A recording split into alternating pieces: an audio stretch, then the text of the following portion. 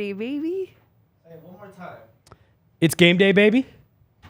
It's game day, baby. Ooh, don't use that one. Jesus. It's good. No, sorry, I can't say it. It's game day, baby. It's on the intro. And I'm putting it off right here. Yeah, cut it off right here. Don't go any further.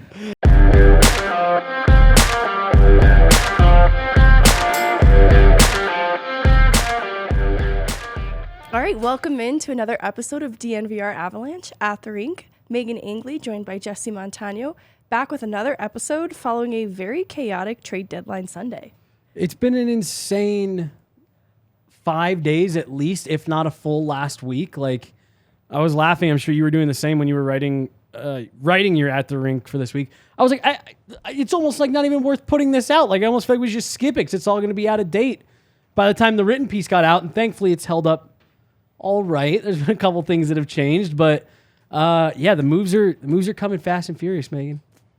You gotta. That's what it's. You got a nice sporty spice look going today. I couldn't keep up with all the trades. Well, yeah. So yeah, you had to come ready to be in the action. You walked in and I was like, ooh, it's Sporty Spice. Is Sporty Spice the one that married David Beckham? No, That's was Posh Spice. Oh. Yeah. I guess you could have this could be a Posh Spice. A Spice Girls inspired look. How about that? Took some inspiration from several of the members. If you had to assign a Spice Girl for the Jack Johnson Andreas Englund trade, would it be Scary Spice? I mean, I feel like it's getting like Baby Spice in exchange for Scary Spice. Just so much more approachable. I love Andreas Englund being Baby Spice in that Oh, see, I was saying Jack Johnson was Baby Spice in that because he's just so great to talk to. That already. is hilarious. Already, just a phenomenal. He was there at morning skate today. I mean, he must have fielded questions for over 10 minutes. Super generous with his time. And then several of us came up to him after just, to say hello, welcome back. For some of us introducing themselves and things like that. And he hung in with a smile on his face the entire time. I just, selfishly, for those reasons alone, forget hockey, I'm excited that Jack Johnson is back around because he's such a pleasure to deal with.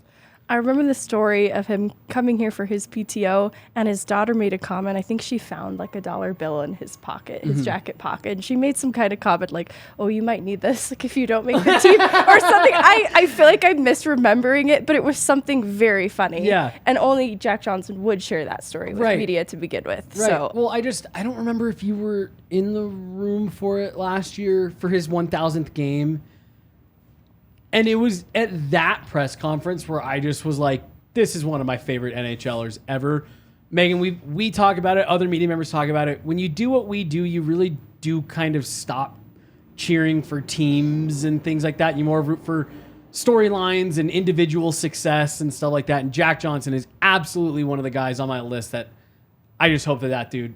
Like, I want the Avs to win the cup now so Jack Johnson can get a second cup. Like, that's what a great dude he is, you know? I've heard that from players who have played with him in the past, too, that since the start of his NHL career, even a young Jack Johnson has been a stand-up character guy that is so easy to root for. Yeah. Which is going to make this conversation interesting then, because I don't know about you, but I received a lot of feedback when the trade was announced, and I weighed in on it.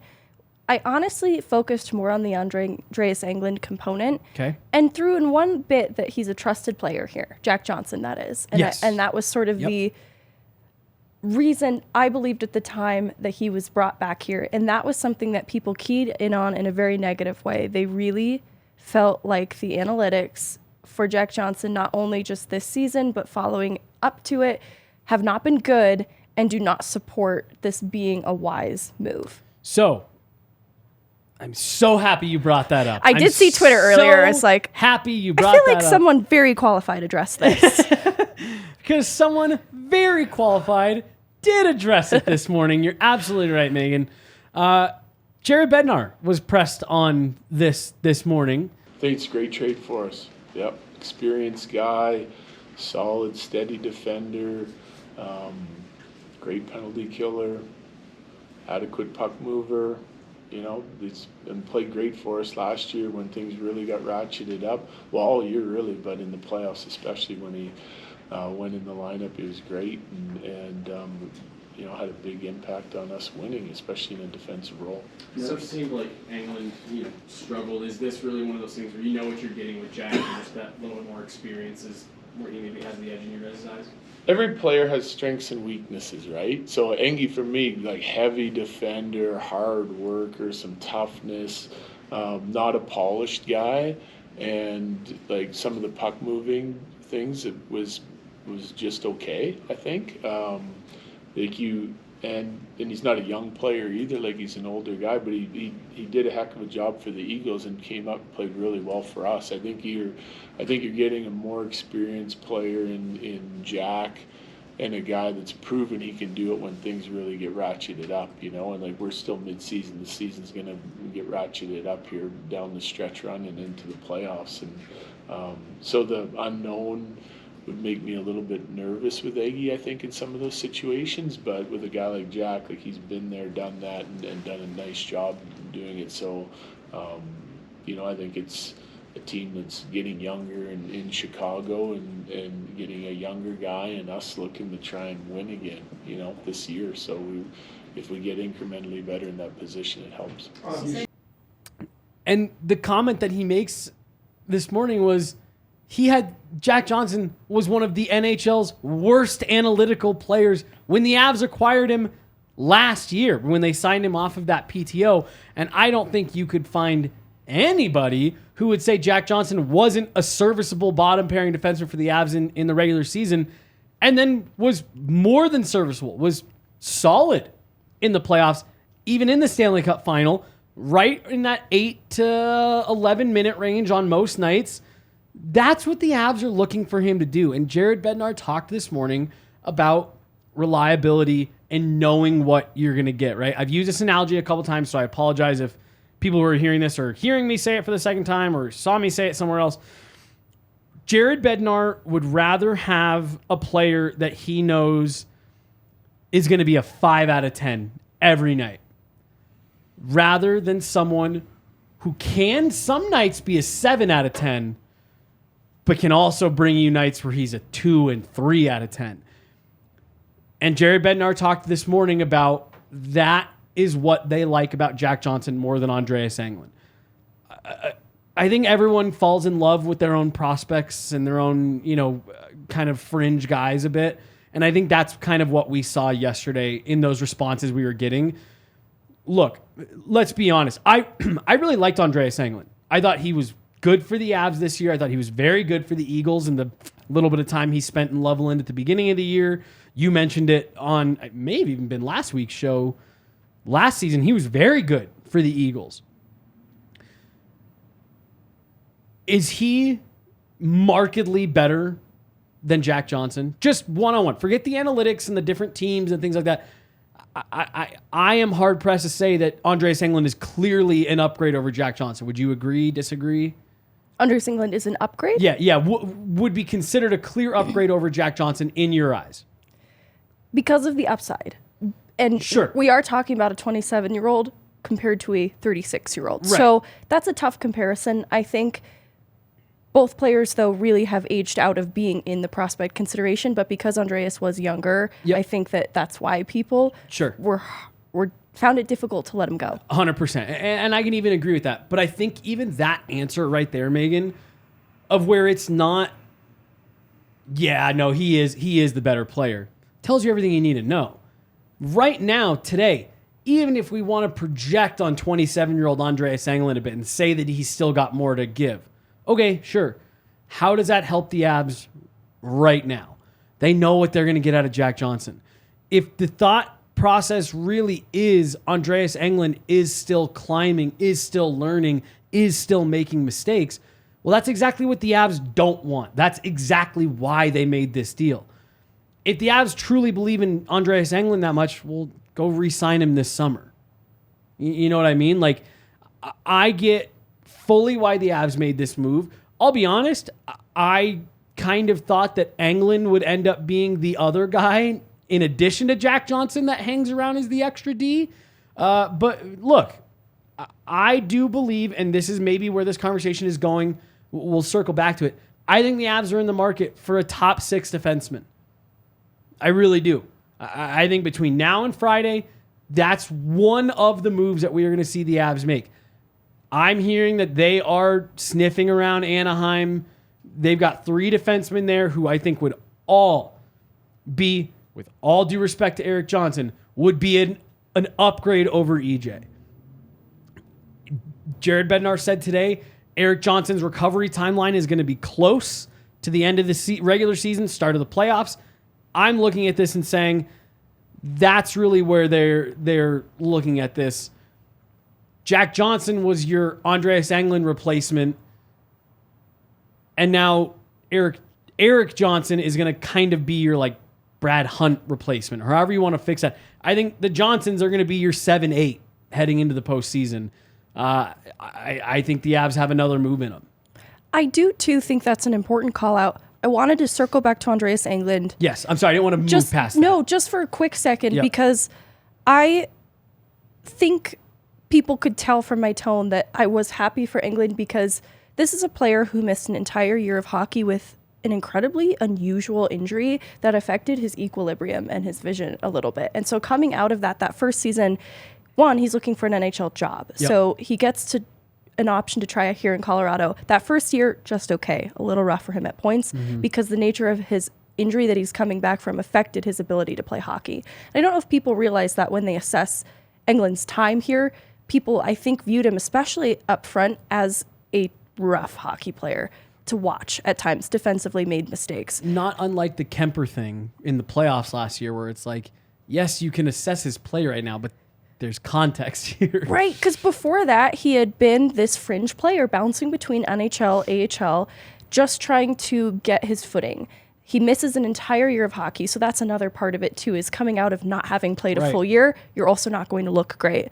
So when he started to really look like what I think people started to grow an attachment to is last year in the Calder Cup playoffs. Yep. That's the Andreas Englund that I think is truer to form as well. That's a healthy, fully functional Andreas Englund, and that's what carried into this season, and that's what endeared himself to fans, because he did make pretty few mistakes in his own end.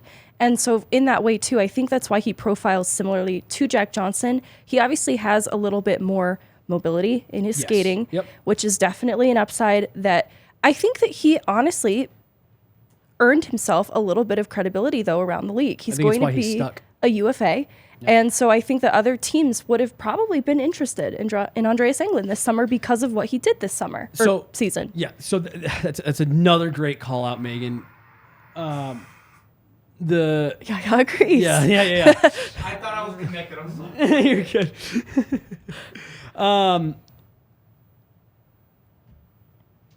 Knowing that the Avs wanted to add a depth D, regardless of Erik Johnson had gotten hurt, we all knew the Avs wanted to add a depth D. Were you going to get Andreas Englund through waivers? That was the other thing, the other concern, because we are looking at somebody returning to health, right? Like Kyle McCarr will clear concussion protocol at some point, and then they're just a little D heavy, even with McDermott's status being also a little bit unclear. Yep.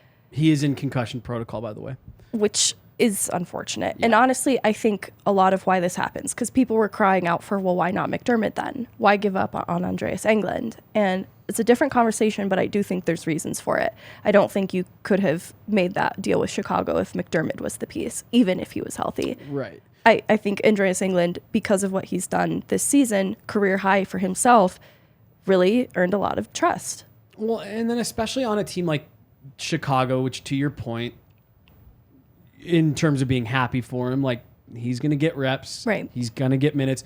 Look, this is the other thing too, circling back to the Jack Johnson side of this, everyone pointing at his analytical numbers, he was playing top pairing minutes and getting top pairing matchups in Chicago, playing next to Seth Jones on most nights.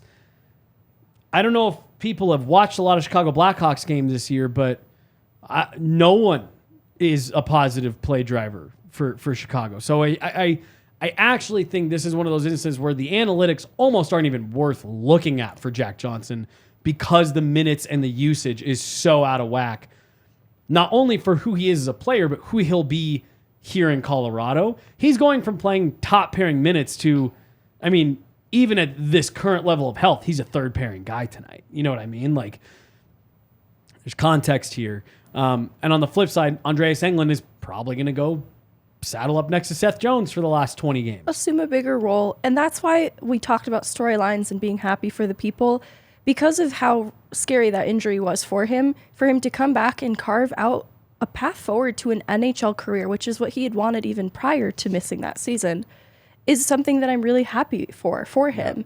And I think his time in Colorado also helped him to become a better player, to make that all possible. So happy for him. And then the other part of this that I don't know how large a role it plays, but because of Erik Johnson's injury and the role Erik Johnson ordinarily would play on the penalty kill, Andreas Englund doesn't have as many reps on the Avs PK. And there's something very unique about the Avs PK that people may not understand. Even returning personnel this season had to adjust to it again because they like to play a really aggressive style of penalty killing. And Jack Johnson is familiar with the way that they like to PK. Right. And he is somebody that could more or less fill in for Erik Johnson on a PK in a way that Andreas Englund could hope to, but wouldn't quite be ready to do because it takes reps. It takes being familiar with the way they like to execute, and that is something that Jack Johnson will have more familiarity with, that I think they will value, especially with Erik Johnson's 100%. Timeline as long as it is. 100%. I think that's another great call out. And knowing what you're going to get is the theme of this trade. Really the last, this trade in the Matt Nieto deal. The Avs swapped guys that were up and down for players that they know what to expect 99 out of 100 nights. Are you going to get a Jack Johnson stinker every now and then? Sure. Were you not getting Andreas Englund stinkers every now and then? Yeah, you were. He was a healthy scratch for a reason a few times. Again, I don't think anybody had like a large issue with Andreas Englund, but AJ talked about it on the regular podcast several times. It was obvious that some of that shine that the organization had maybe put on Andreas Englund earlier in the season, it had worn off a little bit. He had settled in a little bit more to reality, and at the end of the day, people can not like this deal if they want. Andreas Englund was nothing more than a seventh D on a fully healthy Avs roster. And I think that's at best if he's not reassigned to the Eagles. You know what I mean? So as I punch myself in the face with my microphone. One last time for Andreas Englund. Yeah. I liked Englund. I thought he was very good. I think Jack Johnson's a pretty lateral move in terms of on-ice results. And I think you get a little bit of bump in the fact that he has been there, done that. He went on the run with this team last year and played a role. He wasn't the extra guy. Starting in round 2, Jack Johnson was in the lineup every night. You won 3 rounds of playoffs with Jack Johnson on your third pairing. The Avs know they can win with him. I think Jared Bednar called it this morning. The puck movement with Andreas Englund was where they had the most question marks. You don't want a bad turnover in your zone in the playoffs. And again, I'm not saying that Jack Johnson is immune to that, but you feel a little bit more comfortable knowing what he's going to give you. I think that's the tough thing too, is I don't know if people are overvaluing Andreas Englund. They are. Or if they just really have a hatred directed at Jack Johnson, because it feels like this actually has so little to do with Andreas Englund, because I agree. I feel it's a pretty lateral move, because whether it was Andreas Englund in this role or Jack Johnson, they were going to be extremely sheltered, hopefully not seeing much ice time in the Stanley Cup playoffs. Yeah. And as a result, I don't understand then the anger quite so much. I don't think Jack Johnson's time here too, because he was pretty sheltered in Colorado as well, was that negative. I don't either. I think he was really, I think Andreas Englund is a great comparable for the way that Jack Johnson was last year. He was fine. He was totally solid on that bottom pair. The other side to this that I don't want to go unnoticed, I can't imagine that Andreas Englund had a big voice in that locker room. Jack Johnson is a guy that will step up and talk and will say something and have something to interject in when you get into these tough situations. You're down 1. I think of Game 4 of the Western Conference Final last year. You're down 2 goals going into the third. They get one back. Edmonton scores. You need some of that leadership and just some of those voices who are saying, hey, we're here to go to battle. And you want that on all, top to bottom of your lineup. That's why Andrew Cogliano plays such an important role. He's a strong voice in that fourth line, in that bottom 6. That's a real leader on the team who's out there on the ice, killing penalties, blocking shots, doing kind of the dirty work. You need that sometimes. And I think Jack Johnson gives them that in a way that Andreas Englund didn't. Like I said, going back to it, I think it's a pretty lateral move in terms of on-ice performance, and you just can't deny that Jack Johnson has a little bit more punch in that locker room. And looking at the writing on the wall, the Eagles and /Avs re-signed Keaton Middleton just before this happens. Yep. I think it was inevitable they were always going to pursue Jack Johnson. Yep. I don't know that it was always going to be Andreas Englund as the piece that gets moved out, but seeing Keaton Middleton get re-signed, I think they were solidifying their depth in Loveland for the Eagles because they knew part of that was going to be moving in a matter of days. Yeah. Yep. Yeah, that's a good dot connection there. But moving on from, unless you wanted to keep talking about Jack Johnson. Good. Did you see all the media scrum for him this morning? A huge turnout. It was like every news outlet, like TV news outlet, radio, all that stuff. Everyone was here to talk to Jack Johnson.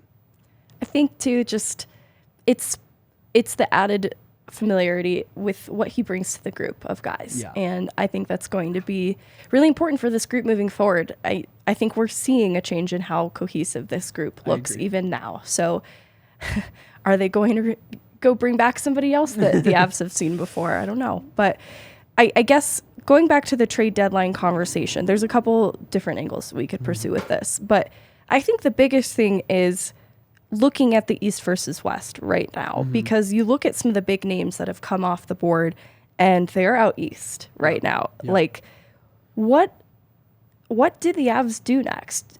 Not even just the Avs, but the West generally. What pieces remain? What can the Avs acquire? You talked about a high-end defenseman. Yeah. That feels realistic and within grasp, but Who? we're not so far removed from a time where we were considering a top 6 forward either. Is that still in the mix in your eyes? So no, I honestly, I think in terms of forward, you're now looking middle 6.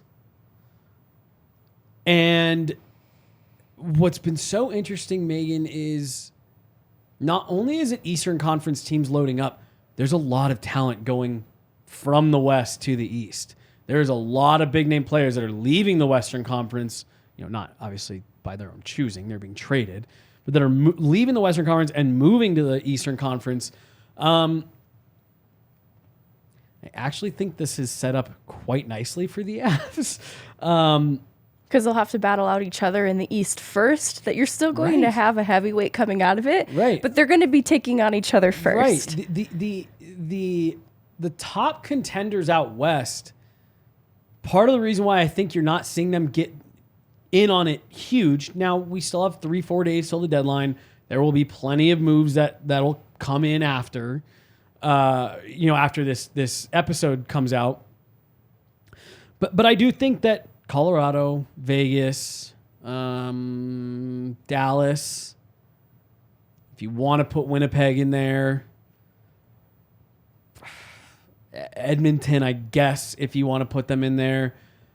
Like, I think they're all just looking at it like, cool, as long as all those players going out East, none of the teams we're competing with are getting them. Why would you load up in an arms race that nobody else is arming themselves? You know what I mean? Like, so I think this is set up nice for the Avs because what so many people, all that has been in my mentions this year, is, oh, the Avs are getting Gabe Landeskog back. That's their acquisition. Oh, the Avs are getting Cale Makar back. That's their acquisition. And like, yeah, I get it, and it's tongue-in-cheek, and yes, they're getting those guys back. But with every big-name player that goes from the West to the East, that thought process just looks better and better. It's like, okay, well, yeah, now none of these other teams are going to get markedly better. Vegas adds Barbashev. He's not a bad player. He'll play tonight. Winnipeg added Nino Niederreiter. Good player, right? You'll make a difference. Dallas adds, who was it? Evgeny Dadonov.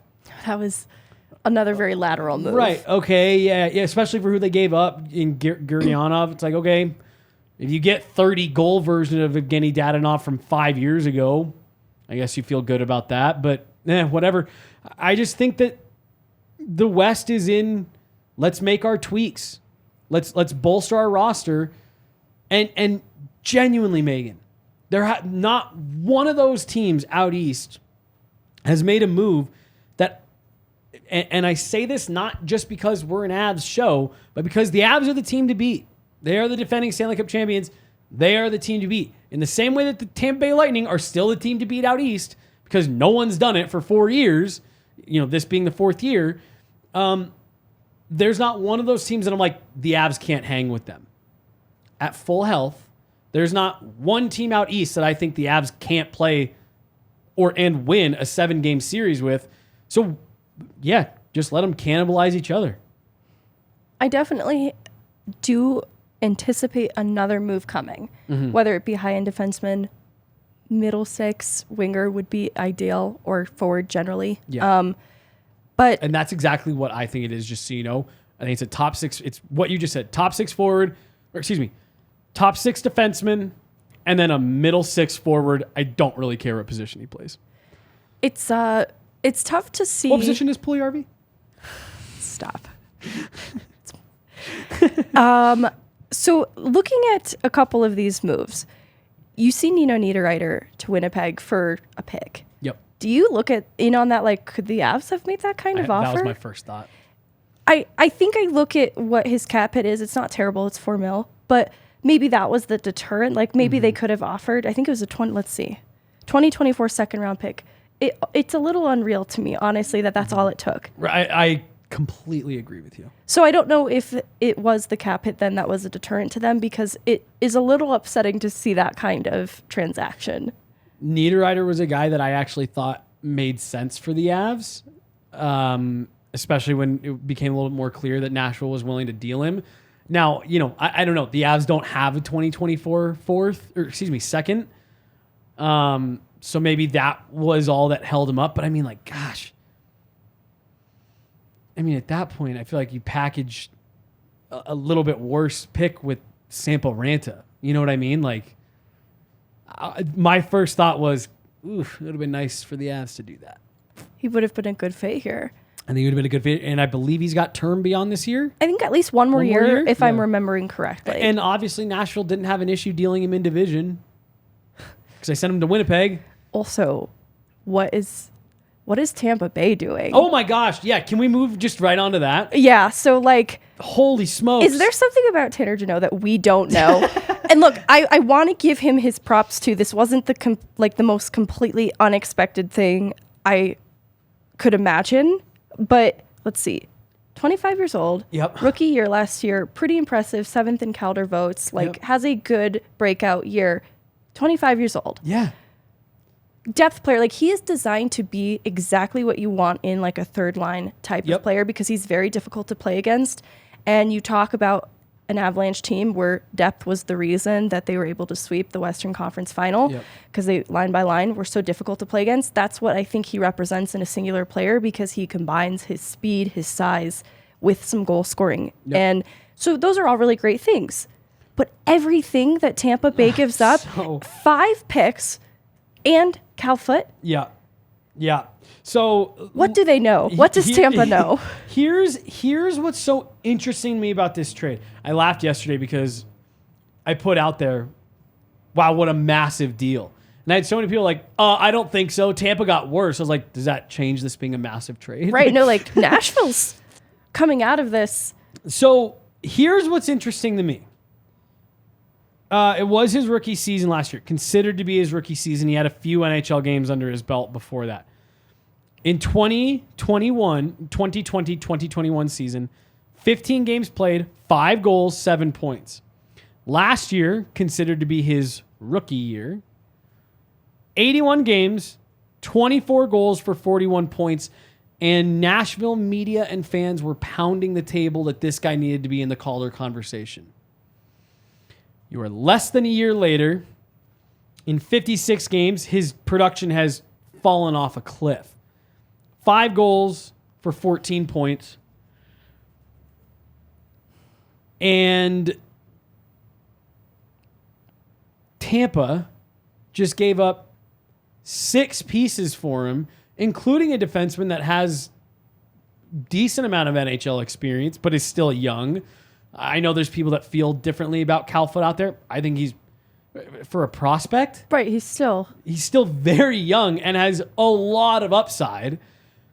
And then 5 all pretty decent picks. some of them were terrific. I think at least 2 were 2023. Yes. A third and a fourth in the 2023 draft. I believe it's a first, second, third, fourth, and fifth all in total, correct?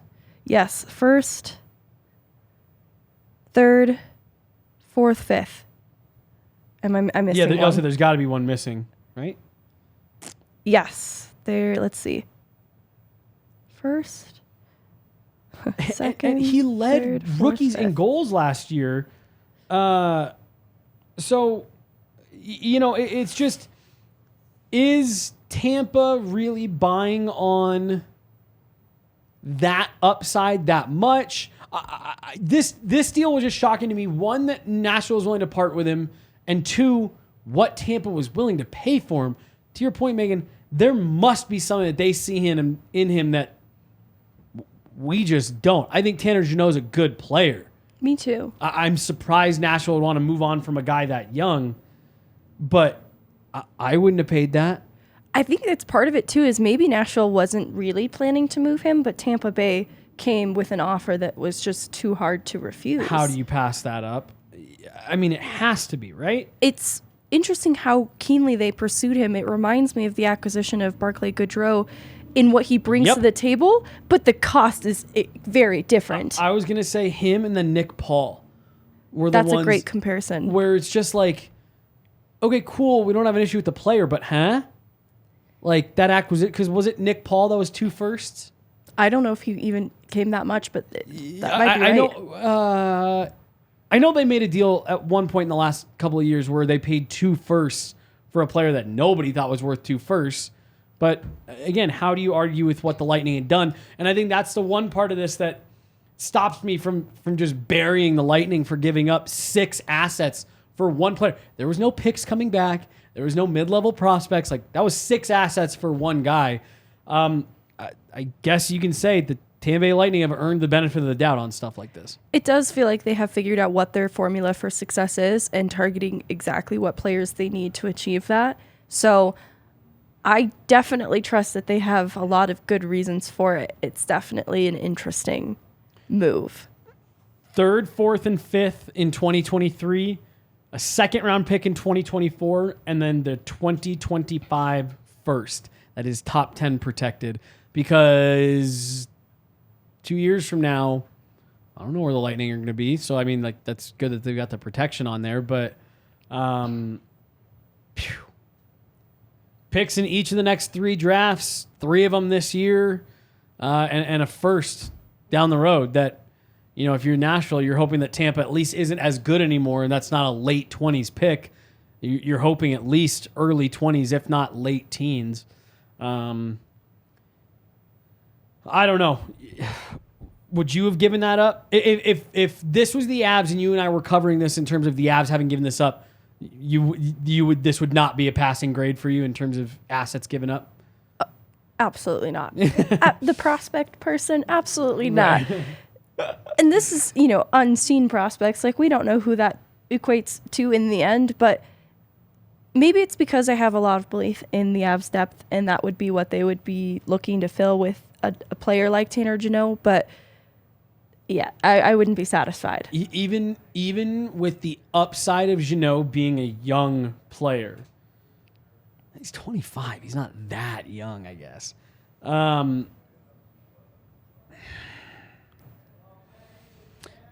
Look, I guess this has one of those, if Tampa Bay goes and wins a 3rd cup this year, then 3rd cup in 4 years, then we just don't know anything, and they know way more than everyone else. But I trust their process here. It's interesting, though. that's a lot to give up. That's a lot to give up I guess the only part of it that you feel a lot better about is this is not a rental. Tanner Jeannot will now be a Bolt for several years to come, at least. Like I said, I probably wouldn't have. That was like an NHL 23 kind of trade. You know what I mean? Like, yeah, just keep adding picks until the computer accepts it. We'll allow it. It's a side by side to the Timo Meier trade. Yes. It's like, okay, this feels a little bit more balanced Yeah. in the end. What do you think? Who do you think is the winner there? In the Meier trade or Yeah, because obviously New Jersey immediately gets better. right? Some people feel like San Jose actually didn't get enough return. Yeah, I've seen that. I've seen that sentiment a bit.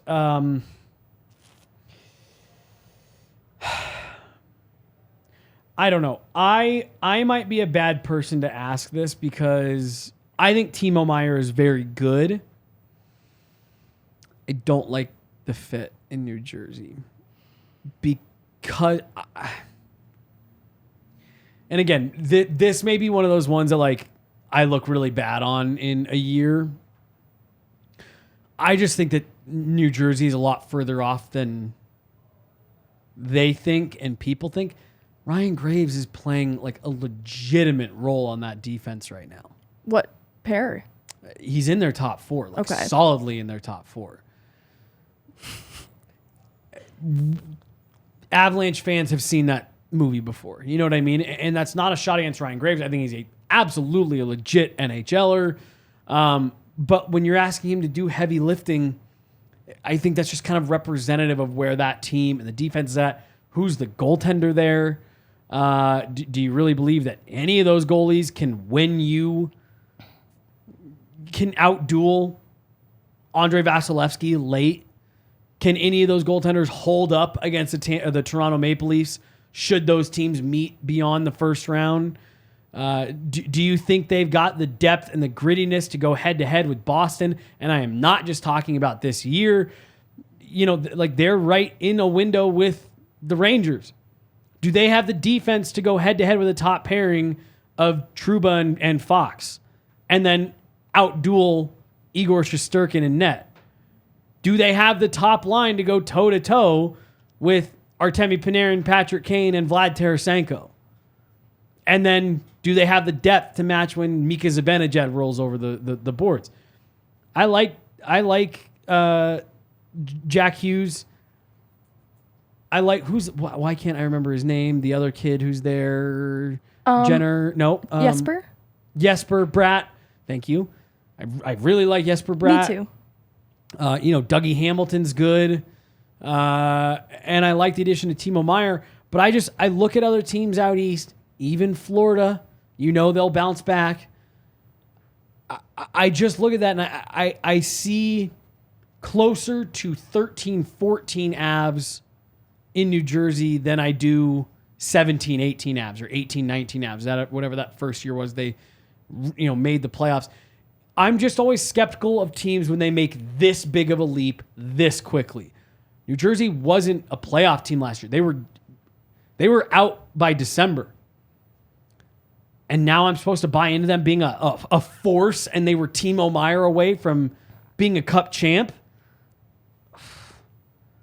I just don't know. I think it makes them better. I think it's a good piece to have long term. Timo Meier does not make me afraid of the New Jersey Devils. Are you afraid of the New York Rangers? If you would have asked me 3 weeks ago, I would have said no for the exact same reasons I just listed for the Devils. I was never a believer in that jump that they made last year, and I think them kind of getting bullied in 4 straight games by the Lightning was that all kind of catching up with them. Look, Tarasenko had the great debut. He's been awfully cold since then. If they add Patrick Kane, that makes them a lot better. But what I wrote about this week, that the bit of business that we use that phrase a lot. Good bit of business. I don't think what they're doing for Patrick Kane right now is good business. You and I talked about it last week, Megan. The allure to Patrick Kane was you probably weren't even talking a first-round pick. Now New York's having to shuffle all kinds of pieces around. They essentially just gave Vitaly Kravtsov away in a cap dump. Right. And there's more surgery to come. And now it gets a little bit more muddy because Lindgren got hurt. So now you are a lot more handcuffed in terms of what you can do with him, even in terms of sending him down, putting him on waivers, trading him. I don't know. There's a lot of surgery going on here just to be able to fit Patrick Kane in. Now, what I said in the written piece was Patrick Kane makes them better, no question. They're a better team with Patrick Kane, no doubt. I don't like what all they're giving up to acquire him. Like you cap dumped a 9th overall pick from 2018, and you just gave him away to try to fit in Patrick Kane. And the part of this that his one very good week has kind of silenced. Are we even sure Patrick Kane can hold up? That was, again, it was the cost of acquisition was what I thought made him intriguing for the Avs. And the fact that, if his body can't hold up, you only gave up a blank. Mid-prospect, mid-round pick. That's all you gave up. He didn't hold up. He ended up not doing much for you. Oh, well. Now, if you're the Rangers, you're doing all kinds of gymnastics to make him fit. If Shesterkin gets back to form from last year, I think that's a very scary team out east, assuming the Patrick Kane deal gets across the line. Kane, Panarin, Zibanejad, Tarasenko, Fox. It's not a bad group. But I don't know, Megan. I give you a hard time with the prospect stuff. Would you be going through all this to acquire Patrick Kane, or was the allure in Patrick Kane for you the same as it was for me? If that's all it costs, yeah, make a pitch. Which is interesting, too, because some of what made it seem possible of the affordable cost with him was where he would opt to go. Yes. Like, that would be where he would then be incentivized to work through it in that way. We don't even know if Colorado was an option for him, but New York allegedly was. Yep. And it's still a pretty high price tag. Right. So it feels completely without a reach, just from Colorado's perspective at this point in time. I had someone ask me this morning, like, is Kane still on the table? I was like, well, he hasn't been traded, so I guess, sure, technically there's like a 1% chance he's still on the market for other teams, but I think it's New York or bust at this point. It seems that way. It doesn't sound like he's really linked to anyone else or hasn't had much interest in anyone else. And I think that's going to play a huge factor in where he actually ends up. But look, if we get...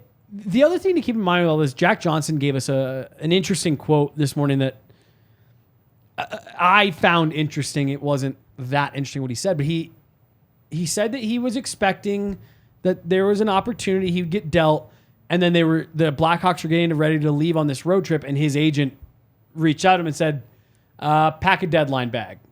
Pack as if you're not coming home for a while. So, if we get to Thursday at game starting, right? Game starting on Thursday. And Patrick Kane's agent says there's still a lot of legwork to be done. And again, I'm going to use the Avs purely for the example. If the Avs called and said, hey, we'll give you exactly what you want for Patrick Kane. We've got a third team here that's going to help broker a deal. I don't doubt that something like that could happen where in the moment, it's looking 50-50 that New York will actually be able to get everything done to get themselves cleared cap-wise. And a team like the Avalanche came in, and I use the Avalanche because of the defending champs. It's obvious, they're obviously a cup favorite.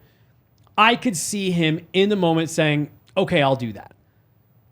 I could see that playing out. But like I said, I'm honestly, I would put that at a 1% chance right now. I think New York is going to get it done. They gave away Vitaly Kravtsov for nothing. They're not going to make that for no reason. Nothing. So while I do still think it's technically possible that at the 11th hour, if the Blackhawks came to and said, we struck a deal with the Avs, they have what we wanted, and his agent is saying it's still pretty up in the air with New York, would you waive to go to Colorado? I think he would, but I think the odds of it getting to that scenario are what's next to nothing. I think in that scenario, you're talking 50-50. Would Patrick Kane greenlight a trade to the Avs? I think that's a coin toss, but I think the odds of it even landing in that situation is next to nothing right now.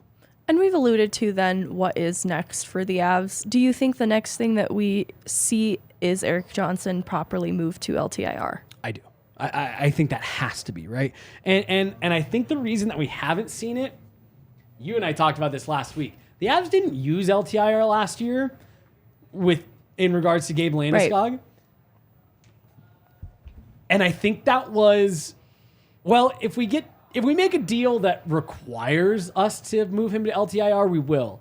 But I do think that there was a little bit of that like when they made the money work, you could even tell the way that Joe Sakic talked about it after. He's like, we are fully compliant.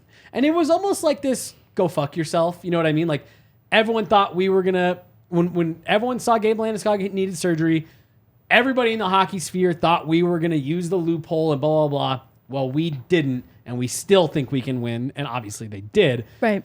So it felt a little like stick it to you for them not to use it last year.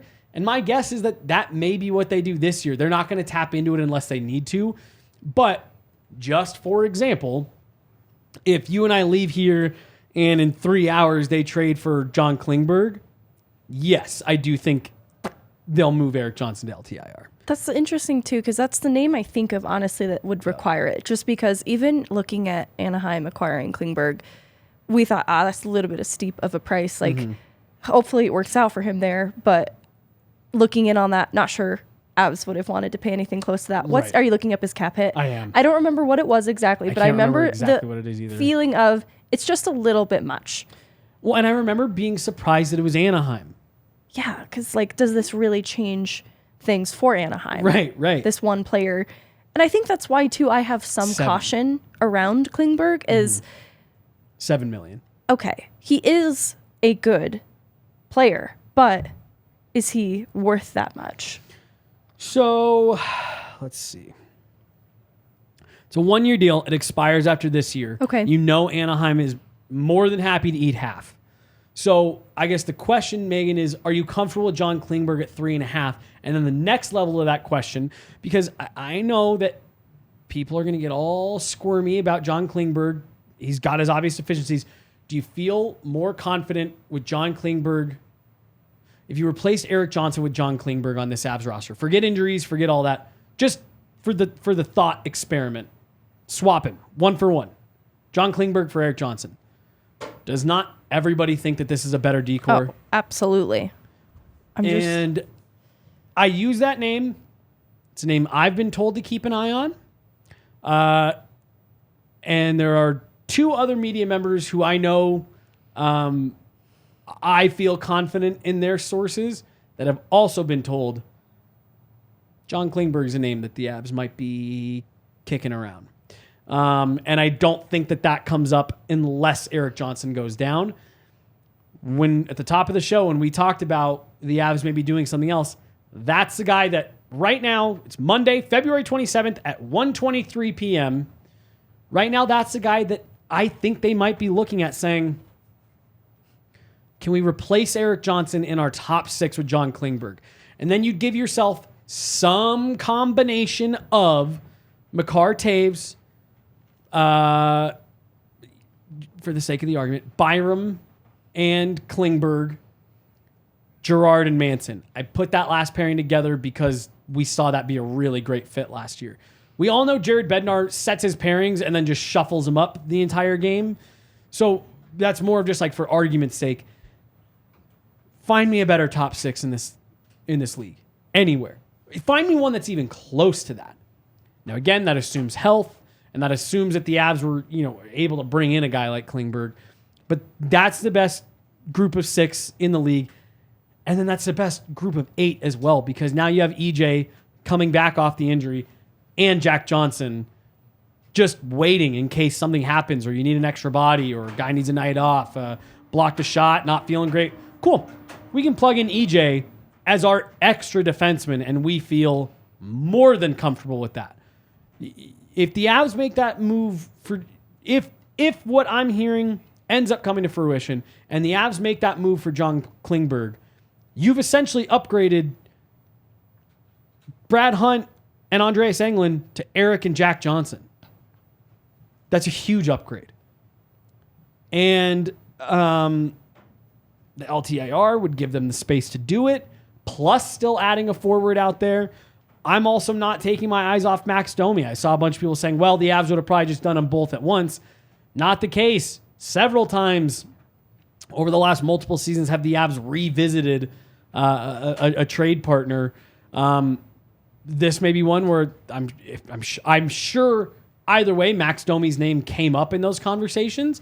And I think this was, hey, we know we've got something worked out for Jack. Let's get this done. Right. We'll maybe circle back around. Let's keep this conversation going. I think everything's on the table right now for the Avs. In terms of who is still out there that they'd be looking to bring in. The Avs are in on everything. They check in on everything. Maybe it doesn't feel that way because not a lot gets out rumor-wise. And they've kind of restrained themselves a bit at the deadline the last couple of years. This Avs management group does their due diligence on everybody out there that they think could make them better. And I think that is still ongoing even with a team like Chicago. But Anaheim is a team that I'm kind of keeping an eye on. And I'm glad you brought up Klingberg because I do think as of right now, again, Monday, February 27th, now 1:27 p.m., I think he's an option. He makes a lot of sense defensively to fill a really, like, it's not even necessarily the largest need, but it sure makes them ridiculously better. Mm-hmm. But looking back at the forward group then, which remains still so much of a question mark, I think it's an interesting point about Max Domi because I think when you have Makar and McDermott in concussion protocol, they absolutely see the incentive to do the Jack Johnson move right now and continue figuring out other things, whatever that might be. Yep. And that's why I don't think any door has been closed necessarily because of this one transaction. I think it was brought about because of a necessity. They've got a game against Vegas tonight, and they can bring Jack Johnson here right now. And that's a great way to circle the trade conversation back to the very top of this show. You don't have to worry about it. Jared Benner doesn't need to have 5 hours of meetings with Jack Johnson this morning. Couple quick brush ups. Here's some of the tweaks. Here's some of the changes. Get out there. And you're feeling good. So, I think that's what they prioritize with the Johnson deal. Who can we get that we can drop in right away? And now I think they're really kind of taking a step back and assessing what's still out there. I guess I wouldn't be totally floored if they didn't make any more moves. I wouldn't be completely flabbergasted. But I fully expect them to continue to be active, probably in multiple trades between now and Friday. Right. I'm anticipating at least one. Yes. Yep. Wouldn't be surprised if it was two, but I'm really anticipating at least one. Yeah. It feels like a need, honestly. I agree. They're even last year's team, they needed to plug some holes, and that was what they did. I think this team, like last year's, you've got some holes to plug. We haven't even mentioned Keith Kincaid and Shane Bowers. I don't really think that's much worth mentioning. I really do think that it was more. I'm more of looking at it as the Avalanche organization acquired a fifth goaltender more than the Colorado Avalanche acquired Keith Kincaid for like the NHL roster. You know, I didn't realize we didn't get a chance to talk about it yet, but the reason it's interesting and worth note is because it points to the caution that this front office plays with. Yep. There has not been any sort of setback with Pavel Francouz, and it's not really an issue of Jonas Johansson or Justus Anunen at this point. They just wanted another backup option. Yep. He's already, reporting to Loveland. Trent Miner's been reassigned back to the Grizzlies. This is very much depth goaltending, primarily for Loveland, so that as Pavel Francouz gets healthy and Justus Anunen and Jonas Johansson are being rotated in that mix, Loveland is covered, and they are looking ahead at a playoff run of their own, and they need a lot of help right now. So this is just one way they can bolster that. And I think there was a feeling of Shane Bowers just needs a fresh change, a new change. I don't know that he was being utilized in a way that he would have felt comfortable with here in Colorado.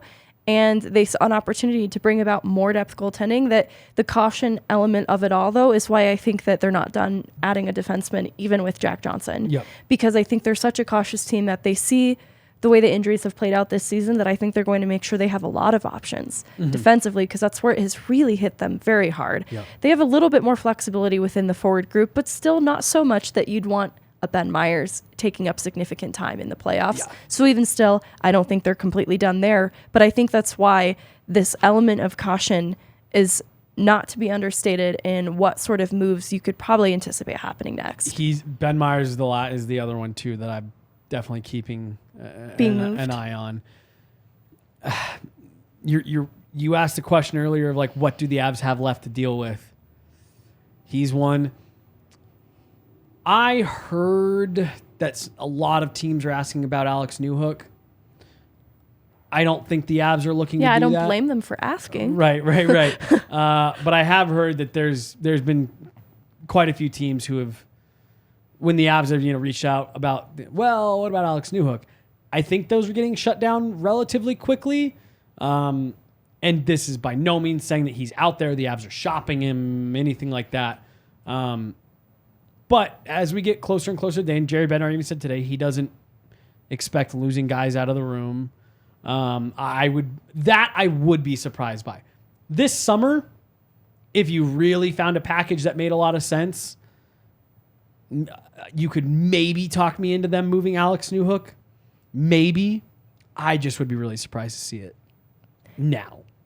The Ben Myers one is interesting because I have felt in my gut, if that was a piece that needed to be what gets this over the marker, he would be probably at the top of that list, and not because of any, like, I think there are people who are disappointed with the year he's had. And I find it difficult to be completely disappointed because this is his first full NHL season. I think that it would have been a lofty goal to expect a lot more from him. I think the production was a little bit less than I expected, but everything else about him, because he's still developing other sides of his game beyond just goal scoring and playmaking, because he has become a much better player defensively, that I'm still not dissatisfied with Ben Myers. But you talk about what this team needs to repeat this year, and I just don't see Ben Myers in the equation for this year. Yep. He is a player that I see for a future plan, being a part of this group. Agree. And so if that's what it comes down to, what is needed for them to be most competitive this year, that's why I see him as the movable asset. And I would be disappointed to see him go too, because I do have hope in his upside still, but it is a matter of what moves them over the marker this year. And Ben Myers, I just don't see being a part of that equation. And yeah, and I'm with you. I still think there's a lot of upside there, and I think that's maybe where, Shane Bowers going back to the Keith Kincaid deal, that was another one where I had a ton of people, oh, what a terrible trade. The Avs way overpaid. And we did address it the other night. This is no disrespect to Shane Bowers. I thought he looked really good this year. We've joked and stuff like that, but in all seriousness, he played 2 shifts, and I thought they were both great with the Avs this year. I thought he was generating. He looked fast. He won a couple faceoffs, and he was getting the puck to the net. At the end of the day, that was a guy that didn't have a lot of value. One NHL game, you mentioned it. Every passing day, he was further and further and further away from being a first-round pick. AHL production wasn't great. Didn't have a lot of value. Ben Myers, I don't see that way. I still think there's a lot that teams could be intrigued in Ben Myers, and I think that's why the Avs still have him as part of their long-term plan. But if that gets a deal over the line, I do have him as someone who could be moved. He could be one I see us regretting down the line too. Potentially. But not so much, like, especially if the outcome that the Avs get this year is the one that they're aiming for. Right. You could probably live with a lot of that regret, but it's like the Justin Barron conversation we had the other day. 100%. Where it's like, that'll really suck for the Avs if he develops into like a top 4 defenseman. But I'm 100% positive they would make that move. 50 out of 50 times over again. Oh yeah. I get a little annoyed on the internet sometimes because I had made a comment like, no take prospect, only give player. And people were very rude, like, well, Arturi Lekkonen's good and Josh Manson's good. And I'm like, yes, they are. In this scenario, no take prospect, only give player. Yeah. Josh Manson and Arturi Lekkonen are still here, but so is Justin Barron and Drew Hellison. That is what I am saying. It is not realistic because it's a joke. I hope we can acknowledge that. We're going to have plenty more trade stuff this week as just it continues to be crazy. Like I said, I'm honestly even expecting that this gets posted today. There's probably some stuff that's out of date. Yeah, Klingberg's an Av by tonight, I guess. Right, by tonight or at worst tomorrow. But yeah, I thought we needed to cover all of it because there's a lot and almost all of it pertains to the Avs. But I think we still got a few minutes here. We could do one more thing. Well, so yeah, get into a couple of stuff that we just didn't get to last week. I was going to give you two choices, one to pick from, because they're both... So I'm trying to keep it like 10 to 15 minutes. We can, Sweet. totally. Yeah, perfect. So we have enough time for Kill and A where you come in. Sweet. So the option is depth scoring and the way in which depth has stepped up as of late to help bolster the F stars, or this identity of the team, because Jared Bednar had a really great quote about after the Minnesota game and then that Edmonton game. Yep. About this team's identity. And after the Minnesota game, he addressed that he felt last year's identity, the one in which players found ways to win a number of different ways. They could dig really deep and pull out games, close out games in a way that brought them success. Does he see hints of that in this year's team? He said after the Minnesota game, absolutely. It's a matter of consistency now, but I believe it's there. And I think we're seeing a real turning point for the Avs in terms of this identity. It's not as if it wasn't ever present. It just is really starting to sink in, I feel. Yeah. So depth scoring or team identity? Let's try to rapid fire and get through both because I have lots to say because I think they go hand in They're hand. both really good. And I think I like the connection actually. Yeah, and I think one leads to the other. It's the whole like what's the lyric? Flame feeds the candle, candle feeds the flame kind of thing. You mentioned the depth in terms of last year's playoff run being so key. It's why Nashville couldn't hang. It's why St. Louis played a competitive series because they had the 9-20 goal scorers, right? They had some of the offense up front to hang with the Avs. That's why that was their longest series until the Cup final. And it's why Edmonton, look, that series wasn't close. I was rewatching it last week. The Western Conference Final was not a close series. The Avs controlled every bit of that series up until Game 4 where they had to battle back into the game. And even then, they ended up taking over, and that third period on was all Avs. It was the depth. And what I felt was such an identity of last year's team was you didn't always have to have your A game, but there was always one line that was picking up that slack and helping to jumpstart the team. And it was a different group every night. There was a lot of nights where it was your top 6 guys, your top forwards, Nathan McKinnon, Mikko Rantanen scoring goals. There's a lot of nights where it's Cale Makar, Devon Taves. But on those nights last year where those guys just didn't have it, it was that depth that maybe not even necessarily through their goal scoring on any given night, but through the effort, moving their legs. There were just so many games where I remember sitting there watching and telling someone they need an energy shift. They need a line to go out there and just skate, get their legs involved because the guys aren't moving their legs. And you'd see Cogliano, O'Connor, Darren Helm, whomever, JT Compher, get out there and just skate and just grind away on the wall, in the corners. And it kind of woke up the top half of that group. And that's why we'd see these games, they'd kind of fall asleep. And then it'd be this monumentous finish to the game where they'd fill the net and kind of, cruise off into the sunset. So I think the depth plays such an important role because you need your top guys to pick you up a lot pick you up on a lot of nights. But what the Avs did better than anyone last year was having that bottom six have the ability to carry the load on certain nights. And I think when you look at this stretch of 6 games, 3 sets of back-to-backs, that was what you got. How many times, Meghan, have you and I just used the phrase complete effort over the last 10 days to 2 weeks? We were not seeing that earlier this year. It was, well, this part of the lineup was going, but this one wasn't. Well, this line had a good night, but the rest of the team didn't. You're seeing it have a ripple effect. The top of the lineup isn't having a great start. The bottom of the lineup is working really hard, and they are dragging the top half of the lineup into the game, or vice versa, however you want to split it up. And it's leading to results that are favorable on nights where you didn't have your best effort, or you didn't play your best game, you didn't execute as well as you needed to, but the effort's there. I haven't felt like the effort has been at the max all season.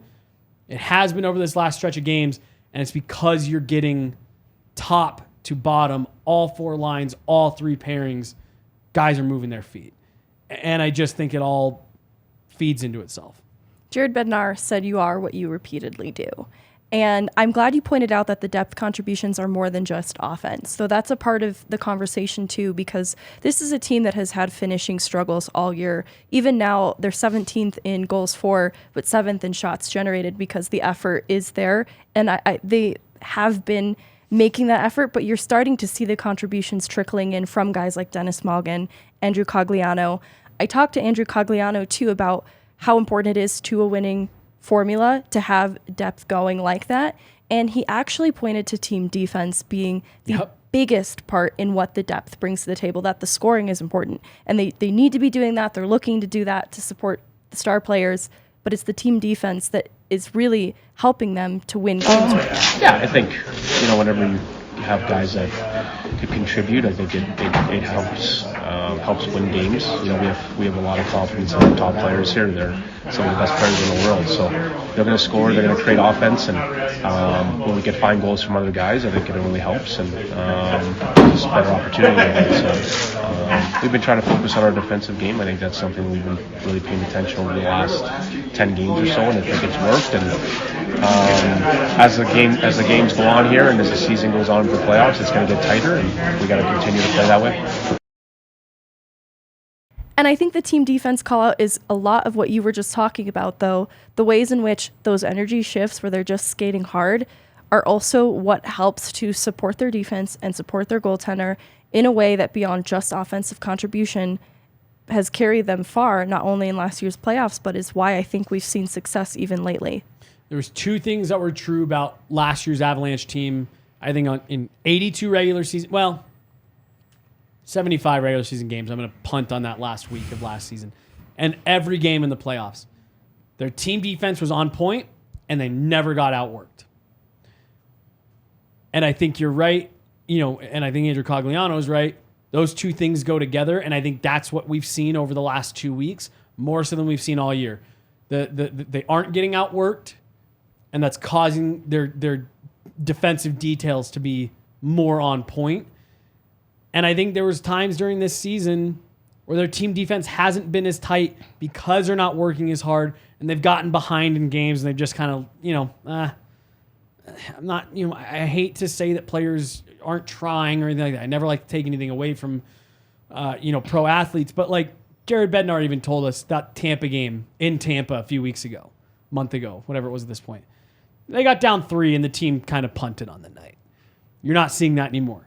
You are not seeing this team get down, give up on games, give up on shifts. They're outworking everybody, and their team defense details are dialed in. And that is what set last year's team aside. Didn't matter injuries, who was in, who was out, when they played, whatever. And that's why I think you saw them have such a successful run in back-to-backs. The way they played last year, it didn't matter who was in the lineup, when you were playing, where you were playing. They had a formula that they stuck to, and I feel like we've seen that formula repeat itself a bit here over the last couple weeks. You are what you repeatedly do. They're repeatedly putting a good team effort forward that focuses on the defensive side of the game. Complete effort. A complete effort. I do think it's still part of the identity. You have a bunch of guys that have kind of gone through that, and I hear what they're saying in the locker room and in between periods. I think, we talked in depth before the mini game about our mindset halfway through the season last year and beyond. Really, it started in training camp, and we came out with a really good, start to the season. But as we kind of went on, we were winning a lot of games, and we really started to really nitpick at the detail in our game, and our accountability within our room of playing the right way and doing the right things was skyrocketing. Like, it wasn't always coach driven last year, and we've discussed this year now, that we have to not just be thinking about like the standings and making playoffs, but our habits and the way we need to play and the level of accountability we need within our room and the standard that we have to set in order to win in the playoffs. We're going to play good teams right out of the gate round one if we can get there. So like just making it doesn't do us a lot of good if we're going home 2 weeks later, right? So our goal is still to compete for Stanley Cup, and in order to do that, we got to get better in a lot of areas, and it starts with our mindset and how we approach it. So we talked about that before the Minnesota game, and I loved what we did. Loved it. I thought we competed hard. I think all the guys felt it. I think they recognized it. Yeah, it wasn't a perfect game. It was under tough circumstances, but our mindset was right and our urgency was right. So I believe if they can adapt it that quickly and we can sort of sustain it, you are what you repeatedly do. So is it part of our identity? We'll find out. If we can continue to do what we did in Minnesota, I do think it's a really good possibility that it is a part.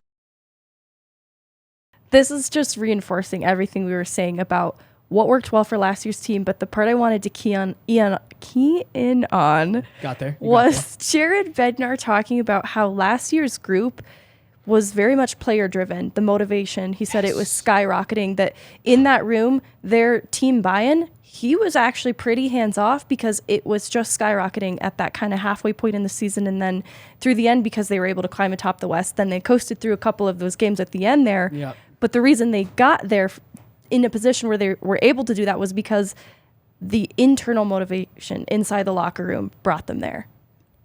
Nazem Kadri told us 2 days ago, the difference between very good teams and championship teams. Very good teams, the messaging comes from the coaches. Championship teams, the messaging comes from inside the locker room. And I thought that was fascinating. And I think you nailed it. That's what made this Avalanche group different last year. Jared Bednar almost didn't even need to say anything. They understood the message in the room. Nobody had to tell him. No one had to tell him what the goal was or where the door was if you weren't bought in. That group, that leadership core knew. Those conversations were had in the locker room, and I think you're getting back there. Because Jared Bednar alludes to he can hear what the players are saying to each other. And it does feel like this will be a point in the season we point back to where things began to shift. I think that there's a little more stability now in the group in that room. There's a lot less changing players coming in and out. They have now a familiar voice back in that room that I think a lot of what brought them success last year is starting to come together again, and we're seeing the results of that. Yep, I agree. Well, that's all I had for today. I think that's it. I think that was a nice hour 15. So it's game day, baby. DNVR Avalanche at the Rink. Meghan, Angley, Jesse Montano will be back next week, and we'll be seeing you guys tonight. We're going to be doing some game coverage as well. So hopefully this doesn't age really poorly. Yeah, I was going to say, I'm actually even refreshing my Twitter right now just to make sure we don't have to amend anything at the end of the show. I think we're good. AJ's back in town, so it should be him and Rudo here. You and I will be at the arena. We got you guys covered.